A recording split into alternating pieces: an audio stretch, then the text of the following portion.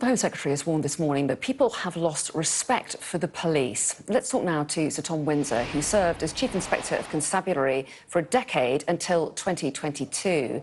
A very good morning to you. Thanks so much for joining us. A lot of debate now about the causes of the violent disorder that we've seen on our streets and what should happen next. So I wondered, first of all, whether I should put that question to you about what the Home Secretary has said today, that Britain has lost respect for the police. She's said in an article in The Telegraph that a soft approach to justice has led to too many people feeling that crime has no consequences. Do you think she has a point? I'm surprised she said that. I think that the trust in the police is and has been for a long time very high, not everywhere, and not at the very highest level that it could have been. But to say that the trust has been lost, that it's down to zero, is going far too far.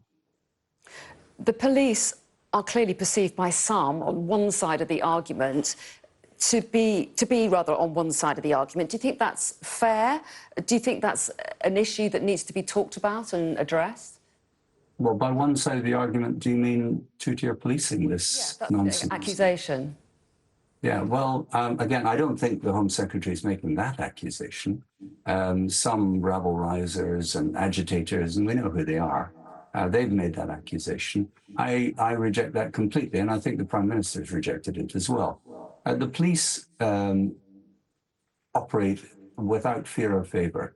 I remind you of the constable's oath, which is to police with fairness, integrity, diligence, and impartiality, uphold fundamental rights, and accord equal respect to all people according to law. And that's what they do. I think this notion of two-tier policing is nonsense, and I do earnestly hope that those who perpetuate this myth will just stop. There's also been a lot of discussion about the role of social media in the violence that we've seen on our streets. What part do you think it's played? Well, I think it's quite a significant part. I think the rabble-rousers that I mentioned have exploited it to an enormous extent, and people of, let's say, a malleable sensitivity and disposition, in other words, influenceable, have taken it up. Some people, I think, who have been rioting have some notion that people who are not like them are in some way objectionable and should be driven out of the country. And other people are just there for a fight with the police, and they think they can get away with it, and they're not getting away with it. And the new Online Safety Act seeks to toughen up powers to clamp down on social media companies. The government's already hinted that it wants to tighten it up still further. Do you think that it is fit for purpose as it is now? And if change is needed, what needs to change? Oh, certainly it's not fit for purpose. I was extremely disappointed when I saw how weak it is in some respects. It's a step forward, but it's not as great as it should have been. Parliament should have been much tougher with the Online Safety Act. And I think it's a very good thing that the government are considering or strengthening.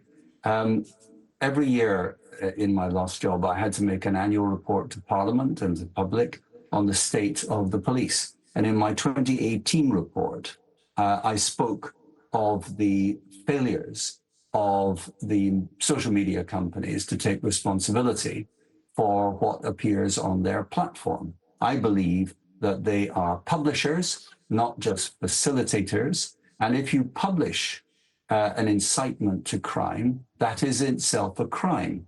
And the Online Safety Act, doesn't go far enough in terms of criminalizing the content in the hands of the publishers. Yes, it's a crime to incite racial hatred and encourage violence online by the authors of the post, but not the publishers of the post. I think that needs to change. because these social media platforms are significant pieces of public infrastructure.